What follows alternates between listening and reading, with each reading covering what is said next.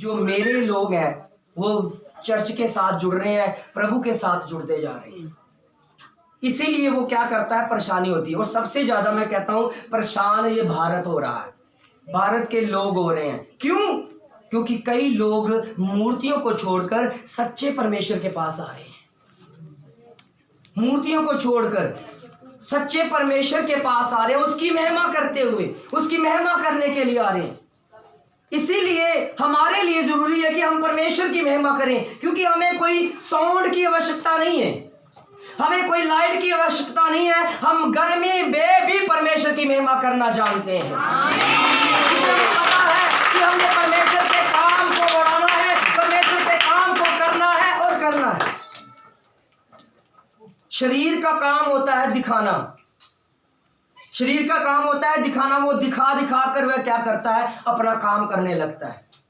जैसे हमने कोई दान करता है तो शरीर क्या करने लगता है, दिखाने लगता है कि हाँ ये परमेश्वर के लिए मैं क्या करूंगा, दान करूंगा, तो पूरी तरह क्या करूंगा, लोगों को दिखाऊंगा, देखो मैंने इतना दान दिया, देखो मैंने इतना दान दिया। क्योंकि मनुष्य को दिखाने की चाहत है, मनुष्य को दिखाने की चाहत है कि मैं अपने आप को जाहिर करूं कि देखो कितना बड़ा दानी, देखो कितना बड़ा काम है, देखो मैंने क्या क्या किया, देखो मेरे साथ मैंने कितना बड़ा काम करके दिखाया। एक मैं संस्था में गया, वहां पर किसी ने पंखे दान में की रखे हुए थे, पंखे दान किए हुए थे। तो उन परों के ऊपर जो गोल होता है, वहां पर भी परों के ऊपर अपने पूरे खानदान का नाम लिखा हुआ था, पूरे, एक भी पर नहीं छोड़ा। तीनों परों के ऊपर अपने पूरे खानदान का, जो परदादों से लेकर जो बच्चे, छोटे बच्चे, सबका नाम लिखा हुआ। गोल चक्कर जो उसको भी नहीं छोड़ा, उस पर भी लिखा हुआ अपना नाम। ये होता दिखाने की चाहत कि कहीं से कुछ रह ना जाए, लोगों को पता लग जाए भी इस खानदान ने ये पंखा दान किया, इस खानदान ने ये काम किया। और प्रभु कहता है कि आपका दान गुप्त में हो। अब जो भी करें गुप्त में करें, क्योंकि मैं गुप्त में परमेश्वर देखता हूं, गुप्त में प्रतिफल भी दूंगा। ये दिखाने की जरूरत नहीं है। और किसको दिखा रहे हैं? लोगों को। क्योंकि परमेश्वर तो ऐसा नहीं है कि जो आप करें तो परमेश्वर ना देखता हो। परमेश्वर तो ऐसा नहीं है कि कोई पाप करता हो तो परमेश्वर नहीं देख रहा। लोग मनुष्य से चुराना शुरू कर देते हैं कि मनुष्य कोई ना हमें देखे। कोई ऐसे लोग भी होते हैं, लोग चर्चों से डरते हैं। मंदिर जाएंगे, गुरुद्वारा जाएंगे, तीर्थ स्थान पर जाएंगे, कहीं भी जाएंगे, मगर जब चर्च की बारी आएगी लोग डरने लगते हैं कि कहीं किसी को पता ना चल जाए कि ये कहाँ जा रहे हैं, क्योंकि बाद में हमें चढ़ाएंगे, और तुम तो ईसाई बन गए हो, तुम तो ये बन गए हो, वो बन गए हो। और मैं कहता हूं कि ईसाई बनना अच्छा है। अगर ईसाई बना दिए जाए तो अच्छा है। अब अक्सर मैं क्या करता हूं कि मैं आपको ईसाई बनाने के लिए यहां पर इकट्ठा नहीं कर रहा। मैं आपको ईसाई बनाने के लिए, क्योंकि ईसाई एक धर्म बन चुका है। तो सारे के सारे धर्म, चारे के चारों धर्म शैतान के हाथों में है, क्योंकि पृथ्वी से है। पृथ्वी से कुछ भी होगा वो शैतान का होगा, ये याद रखना। पृथ्वी का कुछ भी होगा वो शैतान के हाथों में है। इसीलिए प्रभु यीशु मसीह हमें स्वर्ग का दे रहे हैं, ये पृथ्वी का नहीं है। वो सामर्थ, वो जलाल, वो पृथ्वी की नहीं है, वो स्वर्ग की है। क्योंकि स्वर्ग से डरता है शैतान, स्वर्ग से डरता है हर बीमारी। क्योंकि परमेश्वर हमें स्वर्ग से दे रहे हैं, वो पृथ्वी से नहीं देते। और उसको देते हैं जो पृथ्वी से निकल चुका है। अगर मैंने परमेश्वर को पाया है तो मैंने किसी भी धर्म में रहकर नहीं पाया, क्योंकि मुझे पता चल गया कि सारे के सारे धर्म शैतान ने पकड़ रखे हैं और आपस में लड़ाते जा रहा है। कौन किसी का धर्म का पालन कर रहा है? अभी 2 मिनट में हमारे जो आस पड़ोस वाले ये जलसी करते हैं। क्यों? क्योंकि ये धर्म से जुड़े हुए हैं।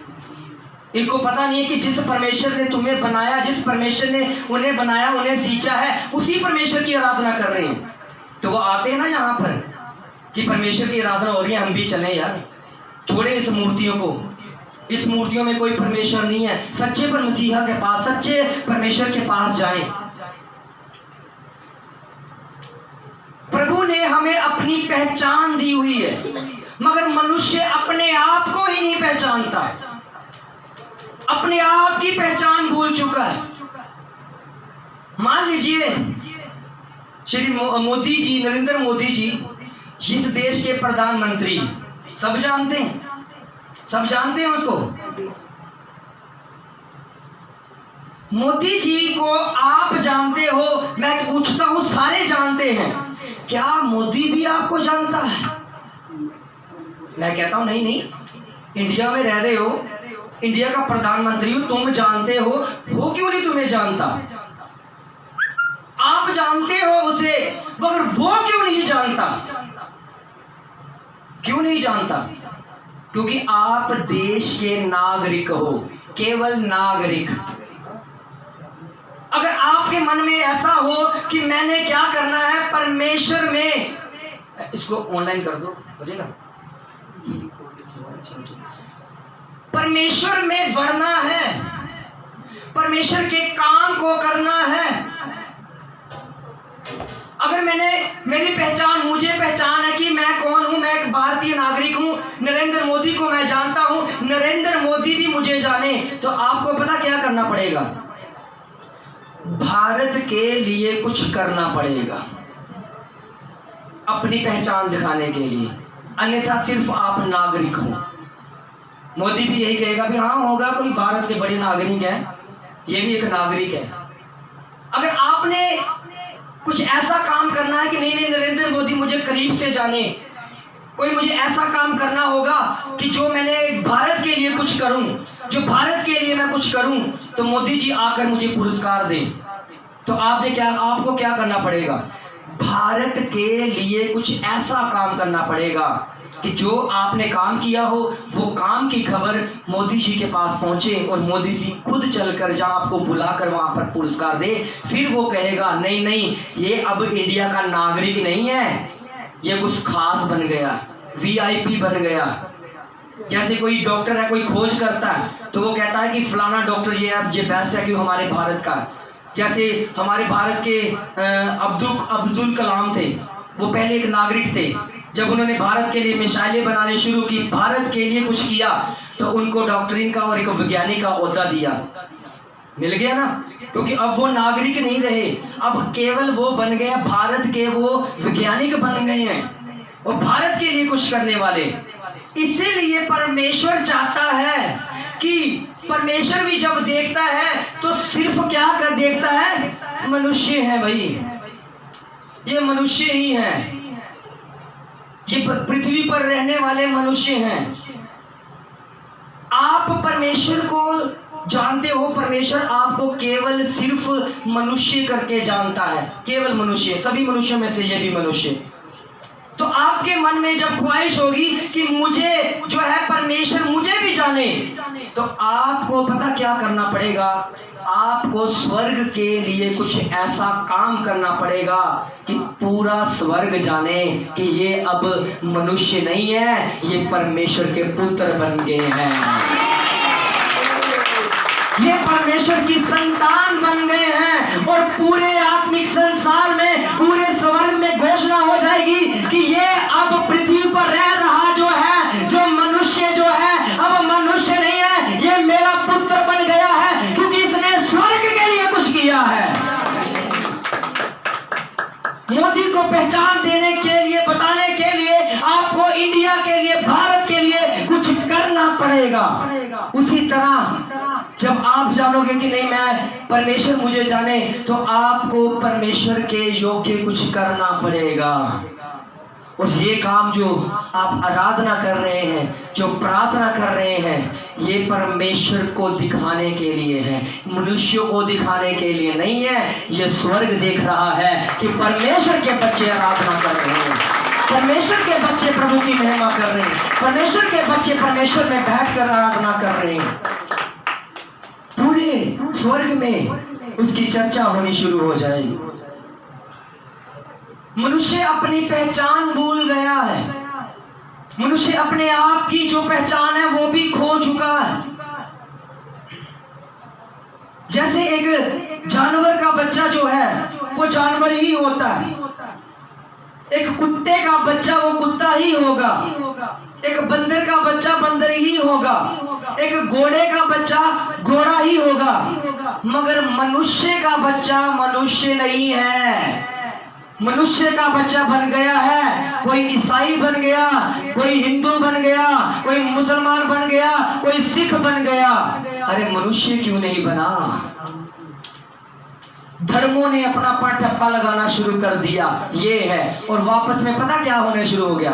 एक दूसरे के धर्म के साथ उनको उनके धर्म के साथ बोल रहे हैं, उनको उनके धर्म के खिलाफ बोल रहे हैं, और लड़ाई हो रही है। उनको ये नहीं पता गीता, कुरान, बाइबल ग्रंथ सभी उसी परमेश्वर का है, जिस परमेश्वर की तुम दूसरे धर्म में रहकर दूसरे धर्म की निंदा कर रहे हो, अपने परमेश्वर की निंदा कर रहे हो। जिसको आपने बनाया, जिसको पूरी मनुष्य जाति ने बनाया, उसकी निंदा कर रहे हो। तो वो सोचने लगते हैं शायद हम अपने धर्म की तारीफ करेंगे, दूसरों को कोस देंगे तो परमेश्वर बड़ा खुश हो जाएगा। परमेश्वर कहेगा अरे वो भी तेरा भाई है, उसे भी मैंने ही बनाया, क्यों बोल रहे हो? गुरु ग्रंथ साहिब पढ़ो, गीता पढ़ो, कुरान पढ़ो, बाइबल पढ़ो। क्या लिखा हुआ है मैंने कि मैं किसी मूर्त में नहीं हूँ, मैं इंसान जो मनुष्य जो है, जो मैंने अपने हाथों से बनाया है, मैं उसमें रहता हूँ। और तुम किसी को कोस देते हो, अगर दूसरों को कोस देते हो तो मुझे कोस रहे हो, क्योंकि उसमें भी तो मैं ही हूँ। कहां पर किस धर्म में लिखा हुआ है कि मूर्तियां बनाओ और उसको पूछो? मैंने तो कहीं किसी धर्म में नहीं पढ़ा, उल्ट मैंने वेदों में पढ़ा। वेदों में क्या लिखा हुआ? यजुर्वेद में 40 अध्याय उसकी 8 और 9 आयत में लिखा हुआ कि पक्षी, एक जानवर जो है वो भी परमेश्वर को जानते हैं, इसलिए मूर्तियों के ऊपर विट्ठे करते हैं, सूसू करते हैं, अपनी गंदगी उड़ेलते हैं कि मनुष्य जिसे पूज रहा है ना, ये गंदगी है। हमें पता है कि हमारा बनाने वाला स्वर्ग में है। ये पक्षी को पता है कि यजुर्वेद में लिखा हुआ, पक्षियों को पता है कि हमारा परमेश्वर स्वर्ग में है, इस मूर्ति में नहीं है। और यजुर्वेद में लिखा हुआ कि मैंने मूर्तियां मूर्खों के लिए बनाई हैं। मूर्ख लोग उसे पूछते हैं। कहाँ लिखा हुआ कि परमेश्वर ने मूर्ति बना कर दी? परमेश्वर को आज तक किसी ने देखा ही नहीं, तो मूर्ति कैसे बन गई? शैतान ने पता क्या किया? अच्छा, इसने परमेश्वर को नहीं देखा, बना दी मूर्ति, दिमाग में डाल दिया ऐसा कर दे, थोड़ी नाक मोटी कर दे। परमेश्वर है भाई, थोड़े बड़े बड़े होने चाहिए, बड़ी आंख कर दे थोड़ी सी। अगर परमेश्वर है भाई, थोड़ा नाक मोटा कर, मुंह मोटा कर, चलो ऐसा करो, एक गर्दन और लगा दो। अगर नहीं तो 2 हाथ नहीं 4 हाथ लगाओ। नहीं 4 कम है, 6 हाथ लगाओ। एक हाथ में हथियार और सभी हाथों में हथियार। क्या परमेश्वर हथियार पकड़े हुए मारने के लिए? सिर्फ 6 हाथ बनाए और 6 हाथ के बीच में उन्होंने हथियार ही पकड़ा दिए। और परमेश्वर हथियार पकड़े हुए हैं। परमेश्वर सिर्फ वचन से भरा हुआ है, उसके पास केवल वचन है। और जो भी काम करेगा अपने वचन से करेगा, जो भी काम करेगा अपने शब्दों से करेगा। हथियार रखने की जरूरत नहीं है परमेश्वर को। अगर परमेश्वर सृष्टि वचनों के द्वारा बना सकता है, शब्दों के द्वारा सब कुछ बना है। गुरु ग्रंथ साहिब में लिखा, शब्दों धरती, शब्दों काश, शब्दों शब्दी प्या प्रकाश। यानी कि परमेश्वर ने, उस वाहे गुरु ने सारा कुछ शब्दों से बनाया है। तो जिस परमेश्वर ने शब्दों के सारा कुछ बनाया है, क्या वो शब्दों के द्वारा मिटा नहीं सकता? मिटाने के लिए उसे शस्त्र चाहिए, मिटाने के लिए उसे तीर कमान चाहिए, मिटाने के लिए उसे वो कुछ और चाहिए। वो भी वो वाले हथियार जो मनुष्य बना रहा है। परमेश्वर के पास जो है वो असली हथियार उसका वचन है। जिसके पास वचन होगा उसके पास सबसे बड़ा हथियार होगा। यहाँ पर बीमारियों को डांटने के लिए, जब बीमारियों को डांटा जाता है तो क्या किया जाता है? उस हथियार का प्रयोग किया जाता है। ये कोई तलवार, कोई हथियार, कोई तीर कमान, कोई परशु, कोई चक्कर नहीं है, ये वचन है। वचन से ही दुष्ट आत्मा, अशुद्ध आत्मा, बीमारियां दूर होती हैं। मेरे पास कोई हथियार नहीं है, मगर मैं योद्धा हूं। मेरे पास कोई शारीरिक हथियार नहीं है, मगर मैं योद्धा हूं। योद्धा के पास हथियार होते हैं, मेरे पास परमेश्वर का दिया हुआ वचन है, जो परमेश्वर का हथियार है वो है, और उसका प्रयोग करता हूं, उन शब्दों का प्रयोग करता हूं। और मेरी लड़ाई जो है किसी भी मांस और लहू से नहीं है। मेरी लड़ाई आपके अंदर आपकी गरीबी, आपकी परेशानी, आपके हालात, आपके दुष्टात्मा के काम, आपके व्यभिचार, आपके गंदगी, उसके साथ है। जब आप मेरे पास आते हो तो मैं उन हथियारों का जब प्रयोग करता हूँ, बीमारी को वह कहता हूँ बीमारी दूर हो जाएगी। शैतानी ताकत को कहता हूँ वो दूर हो जाएगी, क्योंकि हमारे पास शारीरिक हथियार नहीं है, आत्मिक हथियार हैं, और वो है परमेश्वर का वचन, जिस परमेश्वर ने पूरी सृष्टि वचनों के द्वारा बनाई और शब्दों के साथ ही हमें आशीष दी है। ये शब्द कितना बड़ा है जो हमें मिलता है, और परमेश्वर यही कहता है कि मैं तो जब भी रहना चाहता हूं, मुझे कोई मूर्ति बनाकर ना रखो। मैं आत्मा हूं, आत्मा के साथ संगति करूंगा। क्या मूर्ति के अंदर आत्मा होती है? कोई बता सकता है कि मूर्ति के अंदर आत्मा होती है? मूर्ति के अंदर कोई आत्मा नहीं होती। आपके अंदर आत्मा है, आप चल रहे हो, समझ रहे हो, खा पी रहे हो, जा रहे हो, इधर उधर जा रहे हो, क्योंकि आपके पास आत्मा है। क्या मूर्ति जा सकती है? मूर्ति के आगे रखा हुआ भोजन रखा हुआ क्या खा सकती है? आप खा रहे हो, क्यों? क्योंकि आपके अंदर आत्मा है। तो परमेश्वर एक आत्मा है, तो वो किसके साथ संगति करेगा? उस आत्मा के साथ जिसके अंदर परमेश्वर ने अपना ही आत्मा फूंक दिया, उस बच्चे के साथ संगति करेगा। वो मूर्ति के साथ संगति नहीं होगी। परमेश्वर कहता खुद बना रहे हो, मिट्टी का बना रहे हो, मैं मिट्टी का हूँ, मैं तो जीवन हूँ, मैं तो जीवित परमेश्वर हूँ।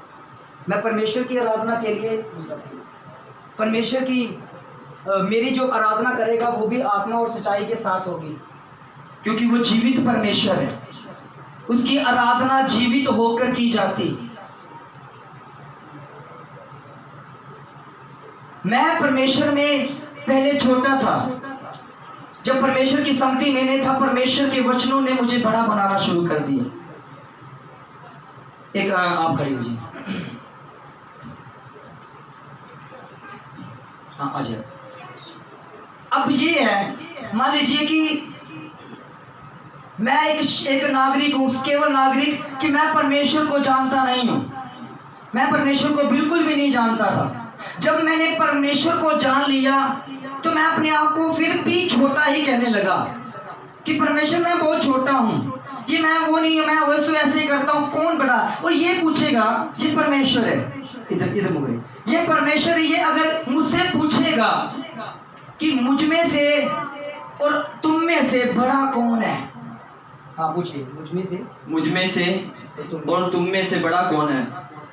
इन्होंने ये परमेश्वर है, और ये परमेश्वर मुझसे पूछ रहा है कि तुम में और मुझ में से बड़ा कौन है? कौन है बड़ा? तो मैं तो यही कहूंगा कि परमेश्वर आप बड़े हैं, मैं तो छोटा हूँ, मैं तो बिल्कुल छोटा हूँ, मैं कुछ नहीं कर पाऊंगा। मैं कैसे दुष्ट आत्मा को निकालूंगा? मैं कैसे बीमारी को निकालूंगा? मैं तो छोटा हूँ, बड़े तो आप हैं। अभी अब फिर से यही क्वेश्चन पूछना, मुझ में से और तुम में से बड़ा कौन है? अब फिर से जब ये पूछा गया तो पता क्या जवाब मिला? मैं सबसे बड़ा हूँ, मेरे कहने पर बीमारी दूर हो जाएगी, मेरे बोलने से, मेरे डांटने से दुष्ट आत्मा दूर होगी, क्योंकि परमेश्वर का हाथ मेरे ऊपर है। जिसका परमेश्वर का हाथ जिसके ऊपर होता है वो बड़ा बन जाता है और छोटा नहीं रहा। पहले मैं छोटा था कि जब परमेश्वर का हाथ नहीं था, मैंने कहने लगा कि मैं छोटा हूँ, मगर जब परमेश्वर का हाथ मेरे ऊपर है, जब परमेश्वर का हाथ मेरे ऊपर रखा हुआ है, तब मैं छोटा नहीं हूँ, तब मैं भी बड़ा बन गया हूँ। क्योंकि मुझे बड़ा बनाने वाला वो अपना हाथ मेरे सिर पर रखे हुए है, वो मेरे कंधे के ऊपर अपना हाथ रखे हुए हैं। तो कौन दुष्ट आत्मा मुझ पर हावी होगा?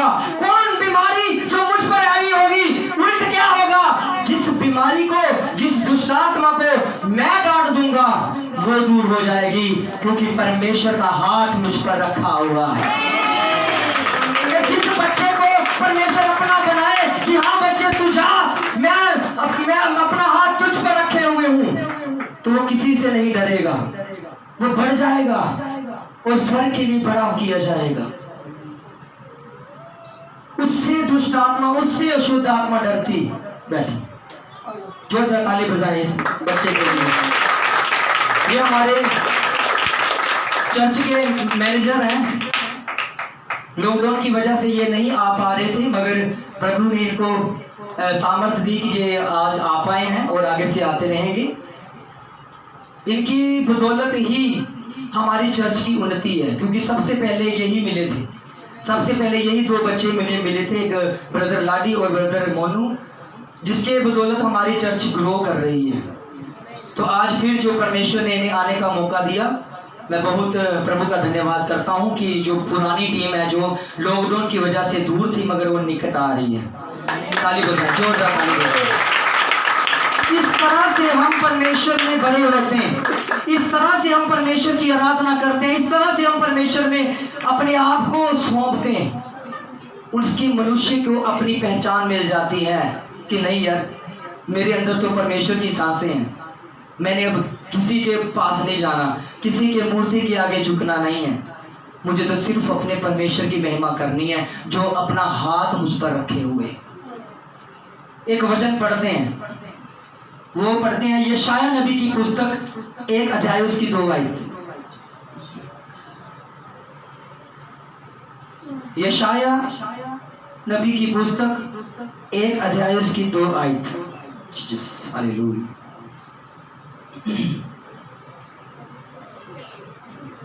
हाँ पढ़े।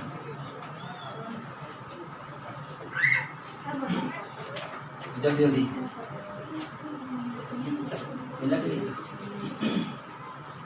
पढ़े।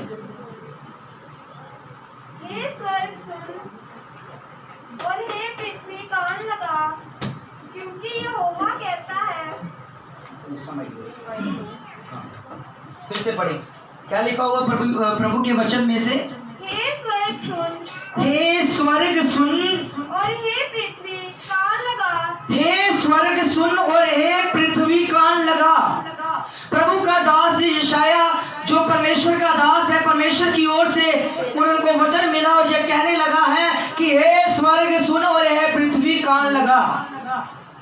ये पूरे स्वर्ग को और पूरी पृथ्वी को कंप्लेन कर रहा है। कौन? परमेश्वर। परमेश्वर कंप्लेन कर रहा है कि हे स्वर्ग सुन, हे पृथ्वी कान लगा। क्या कंप्लेन कर रहा है? पढ़े। क्योंकि यहोवा कहता है। क्योंकि यहोवा कहता है। यशाया नबी जो परमेश्वर का दास है, वो लिखता है कि मैं नहीं कह रहा, ये परमेश्वर यहोवा कह रहा है कि हे स्वर्ग सुन, हे पृथ्वी कान लगा। यानी कि जितने भी स्वर्ग लोक पे, स्वर्ग में जितने भी हैं, उनको ध्यान लगाने के लिए कहा जा रहा है। और जो जितने भी पृथ्वी के ऊपर है, उनको भी बोल रहा है कि ध्यान लगा और सुन मैं क्या कहना जा रहा हूँ। हे स्वर्ग सुन और हे पृथ्वी कान लगा। स्वर्ग तू भी सुन ले और पृथ्वी तू भी सुन ले, तू भी कान लगा मैं क्या कहना जा रहा हूँ, कौन सी कंप्लेन है जो मैं बताना जा रहा हूँ। और ये मैंने परमेश्वर की ओर से पाई। क्या लिखा है? मैंने बाल बच्चों का पालन पोषण किया। ये प्रभु कह रहा है, वो परमेश्वर कह रहा है, मैंने अपने बच्चों को बनाया, इस पृथ्वी पर रखा, मैंने उनका पालन और पोषण भी किया, समय के अनुसार सब चीजें देता रहा, सब चीज समय के अनुसार मैंने सब कुछ मुहैया कराता रहा। फिर क्या लिखा है? और उनको बढ़ाया भी, मैंने घटने नहीं दिया, इनको बढ़ाता भी रहा। इन्हें जो भी चीज चाहिए थी मैंने देता रहा। इनको मैं फ्री में ऑक्सीजन देता हूं, मगर मेरी कदर नहीं करते। आज तो आप डॉक्टरों के पास चले जाओ, ऑक्सीजन 2000 या 1500 रुपया ऑक्सीजन का ही ले लेगा।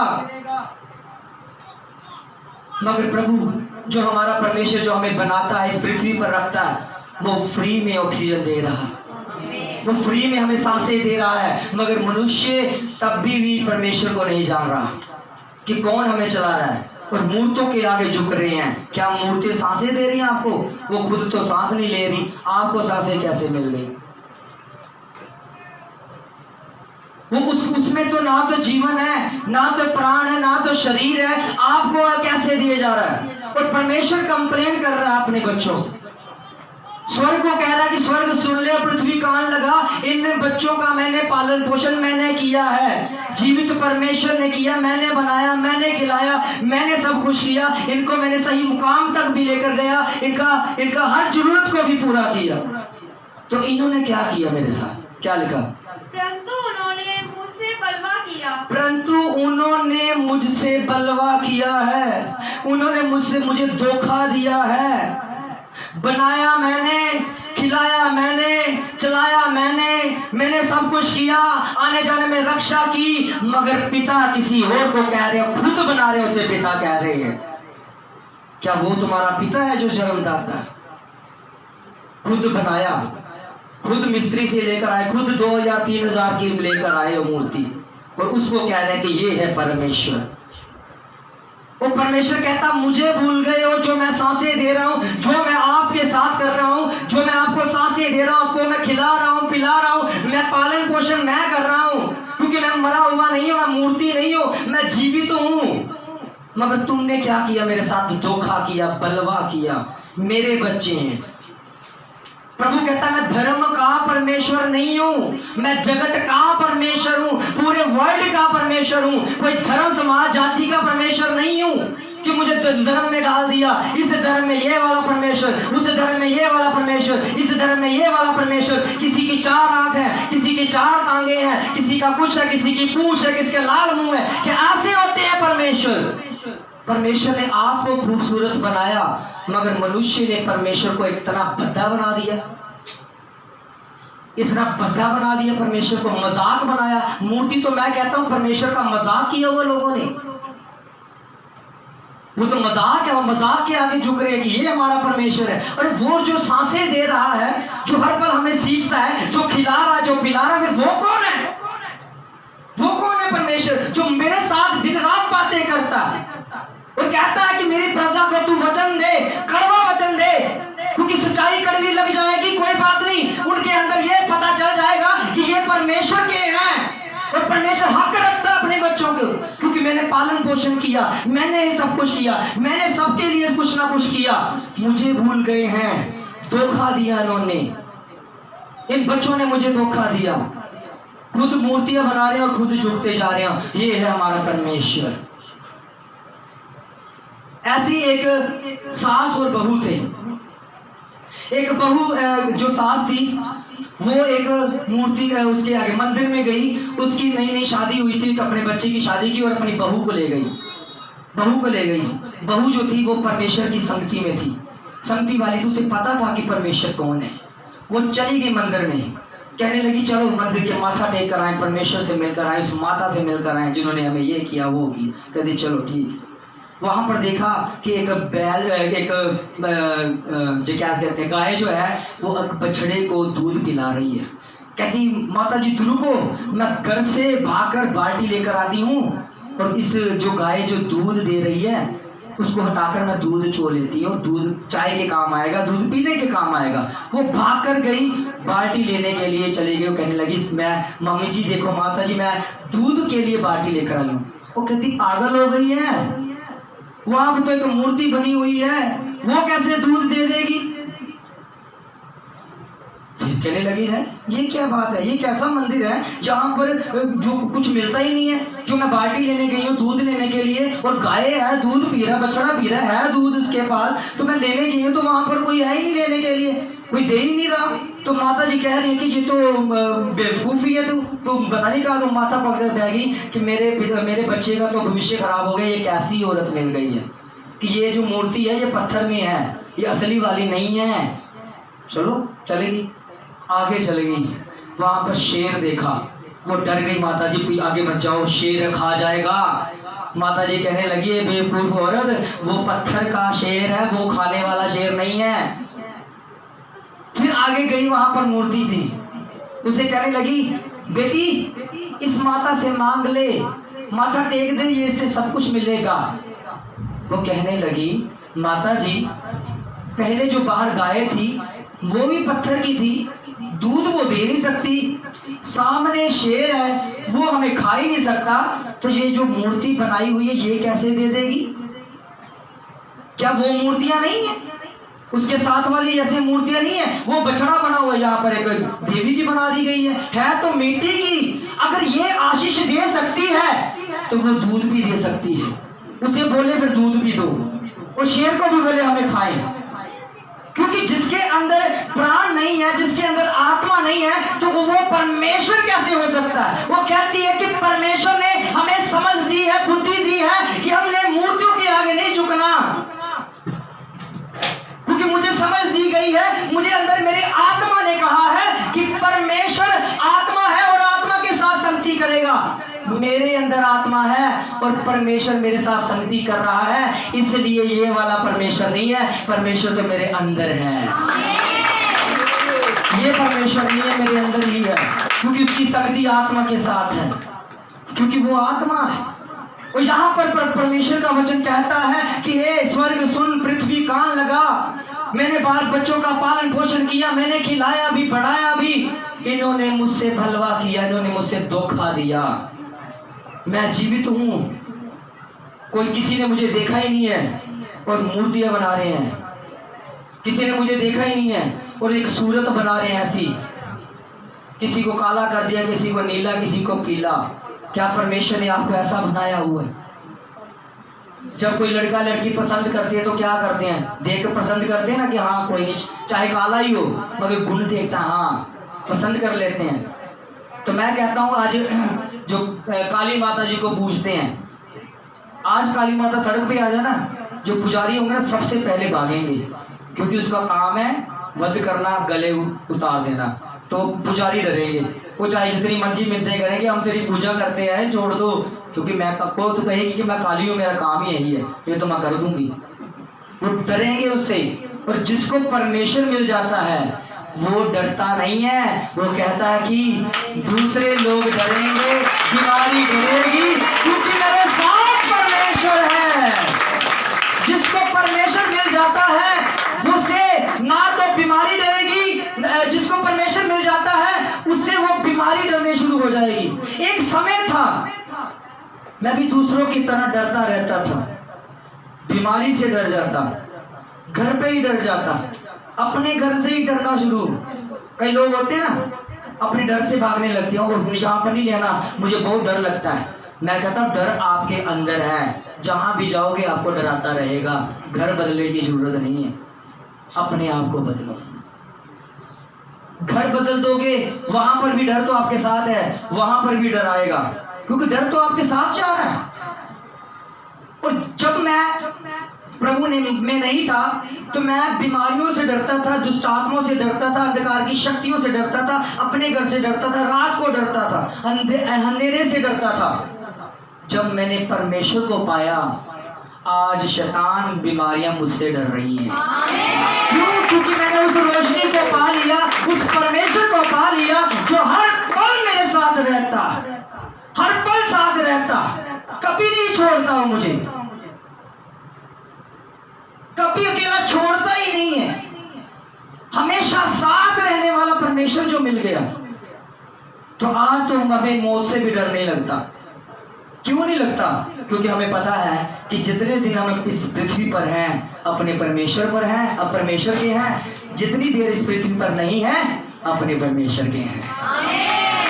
चाहे मैं यहाँ पर रहूं, चाहे यहाँ ना रहूं, जब भी मैं जाऊंगा अपने परमेश्वर के पास ही जाऊंगा, उसी के साथ संगति करता हूं। और परमेश्वर का वचन कहता है, क्या लिखा आगे तो अपने मालिक को, वचन कह रहा है बैल तो अपने मालिक, और क्या, और गधा अपने स्वामी की चरनी को पहचान। बैल अपने मालिक को और गधा जो है अपने स्वामी की चरनी को पहचानता है। ये दोनों जानवर जिनका जिक्र हुआ ना, ये समझदार जानवर नहीं है, ये मंद बुद्धि जानवर है। एक गधा और एक बैल, इनमें समझ नहीं होती, इनमें बुद्धि नहीं होती। ये दोनों जानवर का जिक्र परमेश्वर हमारे साथ कर रहा है, इसलिए कर रहा है कि एक मंद बुद्धि जानवर, एक बैल और एक गधा, उसको पता है मेरा मालिक कौन है। जिसका दिमाग नहीं है, कई कह देते हैं ना, जिसका आजकल कई बच्चों को भी कह देते हैं, जिनका कोई दिमाग ना हो वो छोटे जैसा बना है, छोटे जैसा है, ये गधा है, समझ नहीं है इनको, बोल देते हैं। क्योंकि ये दोनों जानवर मंद बुद्धि जानवर है, इनका दिमाग नहीं है। और परमेश्वर कह रहा है कि ये वाले जानवर जिनका दिमाग नहीं है, ये अपने मालिक को पहचानते हैं। बैल अपने मालिक को पहचानता है कि मेरा मालिक कौन है। एक गधा अपने स्वामी की चरनी को पहचानता है कि कहां से मैंने भोजन करना है, मैंने पहचानता है। मगर मनुष्य जो है वो मुझे नहीं पहचानता। तो वो मनुष्य, तो मैं कहता मंद बुद्धि जानवर से भी बदतर हो गया। जो मंद बुद्धि जानवर हो वो भी अपने स्वामी को, वो भी अपने पालनहार को, वो भी अपने जहां से वो खा रहा है उसको पहचान रहा है कि हाँ इसने, इस मालिक है ये मेरा। तो मनुष्य अपनी पहचान खो दी है, तो अपने मालिक को कहां से याद रखेगा, अपने बनाने वाले को कहां से याद रखेगा। और मैं कहता हूं कि जो कोई अपने आप को पहचान लेगा वो अपने बनाने वाले को भी पहचान लेगा, क्योंकि जो बनाने वाला है वो उसी के अंदर है। प्रभु यीशु मसीह जब इस पृथ्वी पर आए, अपने चेलों को कहने लगे कि अब की बार मैंने जो काम करना था कर दिया, तीसरे दिन मुर्दों में से जी उठकर। और मैं ये भी कहना चाहता हूं कि बहुत सारे पृथ्वी पर आए हैं, बहुत सारे पृथ्वी पर आए हैं, कोई भी मरकर जी नहीं उठा, सबकी मृत्यु लिखी हुई है, सब मरे हुए, मगर केवल प्रभु यीशु मसीह के बारे में लिखा हुआ तीसरे दिन वो मुर्दों में से जी उठा है। क्योंकि वो जीवित परमेश्वर है, उसका मैं गवाह हूं, मैं गवाह हूं कि मैं वो परमेश्वर जीवित है। क्यों? क्योंकि जब प्रभु यीशु मसीह जाने लगे, स्वर्ग में जाने लगे, अपने चेलों को बताकर गए, देखो अब मैं स्वर्ग में जा रहा हूं, अब मैं तुम्हारे साथ किसी के साथ नहीं रहूंगा, अब मैं तुम्हारे साथ बिल्कुल संगति नहीं करूंगा, तुम्हारे साथ बिल्कुल नहीं रहूंगा, अब मैं तुम्हारे अंदर रहूंगा। वो हमारे अंदर है, हम उसकी रहमा कर रहे हैं और पहचान कर रहे हैं कि वही हमारा पालन आ रहा है। मगर लोग क्या कहते हैं, वो ईसाइयों के पास मत जाओ, ईसाई बना देंगे, वो चर्चों में लेके जाएंगे, वो ऐसे कर देंगे, धर्म चेंज कर देंगे, ईसाई धर्म बन जाएगा, ईसाई बन जाओगे। और मैं कहता हूं ईसाई बन जाओ, क्योंकि ईसाई बनना आपके लिए फायदेमंद है। कई लोग कहते हैं ईसाई लोग सफाई करते हैं, मगर मैं कहता हूं धन्य है आप ईसाई हैं, सफाई करने वाले बने हैं, गंद डालने वाले नहीं बने। हम सफाई करेंगे इस इंडिया की, इस भारत की, लोगों के दिमाग की सफाई कर देंगे, क्योंकि उनके अंदर पाप बसा हुआ है, सफाई करेंगे। इसलिए ईसाई बन गए हैं, ईसाई सफाई करेंगे। अब मैं कहता हूं केजरीवाल जी ने तो सिर्फ झाड़ू चिन्ह लिया था, हम झाड़ू का सब सफाया करेंगे, पूरे भारत को साफ करेंगे। जो लोगों ने मूर्तियां पूछ कर, लोगों ने गंद डाल कर, सभी लोगों ने गंद डाल दिया, ईसाई लोग ईसाई सफाई करने के लिए आ गए हैं। चौकन्ने हो जाए, क्योंकि ईसाई लोग आ गए हैं और सफाई करेंगे, इस मोहल्ले की भी सफाई करेंगे जो गंदगी का पूछ रहे हैं। मूर्तियां क्या है? गंदगी, गंदगी है ये। क्यों? क्योंकि पक्षी भी कहां पर नृत्य कर रहा है? मूर्ति के सीधा सिर पर कर रहा है, गंदगी है। मगर मनुष्य कहता हो ये हमारा भगवान है, ये है वो। अरे ये भगवान है, 2000 का मिलता है ये भगवान। मगर सच्चा परमेश्वर, आंखों को बंद करोगे, घुटनों के बल में बैठ जाओगे तो उसकी कोई कीमत नहीं, वो फ्री में मिल जाएगा, वो फ्री में शिफा दे देगा, फ्री में सब कुछ करेगा, क्योंकि वो अपने बच्चों को जानता है किसने मेरी पहचान कर ली है। वो पहचानता है कि मेरी पहचान इसने कर ली है, ये जान चुका है कि मैं एक आत्मा हूं और आत्मा के साथ संगति करना है। किसी मूर्त के साथ नहीं। परमेश्वर हमेशा मनुष्य के साथ संगति करना चाहता है। और मैं परमेश्वर को जानता, परमेश्वर के मन की बात भी जानता। वो क्या चाहता है? परमेश्वर चाहता है हर एक उसका बनाया हुआ व्यक्ति उसके पास आए और बातें करें, केवल बातें। मनुष्य पता क्या करता है? चला तो जाता है, प्रभु जी हमको दे दो, वो दे दो। प्रभु कहता है भिखारी, मैं इनके साथ बातें, मेरी मन की बात नहीं पढ़ रहा जी। ये मैं चाहता हूँ कि मैं अपने बच्चों को अपने पास रखूं और सारी बातें बताऊं, अपने बारे में बताऊं, इस सृष्टि के बारे में बताऊं। मैं कितनी बातें करना चाहता हूं अपने बच्चों से, मगर जो बच्चा जो भी आता है मांगना शुरू हो जाता है। प्रभु दुखी होकर क्या करता है?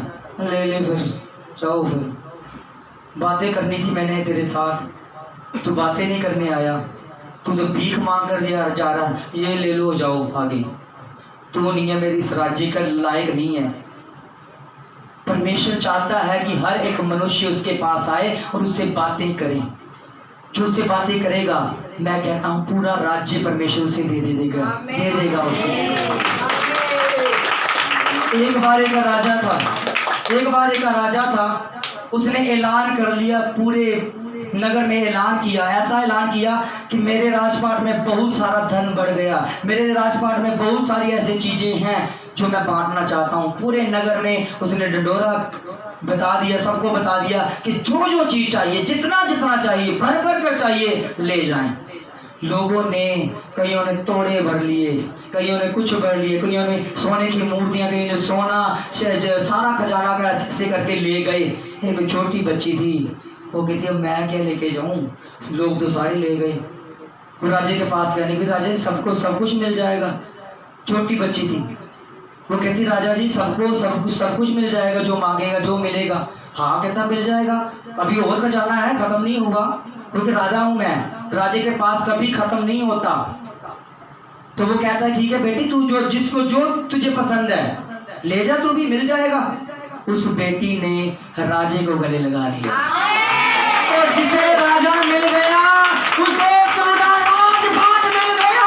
और जिसने प्रभु को अपने अंदर बिठा लिया, जिसने प्रभु को अपने अंदर लेकर गया, मैं कहता पूरा राज्य उसी का हो गया, क्योंकि उसने गले राजे को ही लगा लिया कि राजा मुझे तो तू चाहिए, और मुझे पता है कि अगर तू मुझे मिल गया तो पूरा राजपाट मेरा है। हमारा प्रभु राजाओं का राजा और प्रभुओं का प्रभु है, और जो भी उसको मिल जाता है। कई लोग कहते हैं क्या मिला, क्या कितने पैसे मिले? अरे पूरा राज्य मिल गया है, क्योंकि हमने राजा को गले लगाया। ये पैसे है, ये तो खत्म हो जाएंगे। हमारे राजा के पास कभी ना खत्म होने वाला राज्य है, और कभी ना खत्म होने वाला वो धन है, जिसको मैं रोज मांग लेता हूँ, रोज मैं कर देता हूँ। इसीलिए इस इंडिया में एक चैलेंज बताता हूँ, पूरे इंडिया में खोज कर लेना, भिखारी लोग हैं। अल्लाह के नाम पर दे दो, वाहेगुरु के नाम पर दे दो, किसी राम के नाम पर दे दो, कोई ऐसे देवी देवता का नाम लेते रहेंगे, भिखारी जो है मांगते रहेंगे, मगर प्रभु यीशु मसीह के नाम से एक भी भिखारी नहीं है। क्यों नहीं है? क्योंकि वो उनको पता है कि मनुष्य हमें कुछ नहीं दे सकता, सब कुछ यीशु दे सकता है, हम उसी से मांगेंगे, इसलिए भिखारी भी नहीं है। खोज कर लेना, कोई भी प्रभु यीशु मसीह के नाम से भिखारी नहीं है कोई मांगता हुआ नजर आए। सारे अल्लाह के नाम पर, ज्यादातर अल्लाह के नाम पे मांगते हैं, अल्लाह के नाम पर, वाहेगुरु के नाम पर, शिव जी के नाम पर, राम के नाम पर, पता नहीं कौन कौन से देवी देवता उनके नाम लेकर मांगते रहेंगे। शनि देवता के नाम पर तेल चढ़ाओ, ये हो जाएगा, मांगते फिरेंगे, क्योंकि वो भिखारी हैं। हमें परमेश्वर ने भिखारी नहीं बनाया, हमें राजा बनाया है, हमें राजा बनाया, क्योंकि हम भिखारी नहीं हैं। हम किसी के आगे झुकने वाले नहीं हैं, किसी मूर्ति के आगे, किसी के आगे हाथ फैलाने वाले नहीं हैं। हम जब भी मांगते हैं अपने सृजनहार, अपने करतार को याद रख के मांगते हैं कि वो ही हमें देगा, और वो हमें दे देगा। हम उस परमेश्वर की महिमा कर रहे हैं, हम उस परमेश्वर की आराधना कर रहे हैं जो जीवित है, जो हमारे अंदर बसा हुआ है। ये बातें कड़वी तो हैं, मगर सच्ची हैं, क्योंकि परमेश्वर ने मुझे बताया कि बतानी जरूरी है। अगर ये नहीं बताओगे तो लोग भटके रहेंगे, लोगों को पता नहीं चलेगा कि असली क्या है, लोगों को पता ही नहीं चलेगा, वो अंधकार में गिर रहे हैं। प्रभु यीशु मसीह के पास लोग आकर उसी के क्यों हो जाते हैं? क्योंकि प्रभु यीशु मसीह वो रोशनी है, वो रोशनी है जो अंदर से रोशनी कर देता है, अंदर से जागृति ले आता है, अंदर आ जाता है। वो परमेश्वर हमारा परमेश्वर। आए आंखों को बंद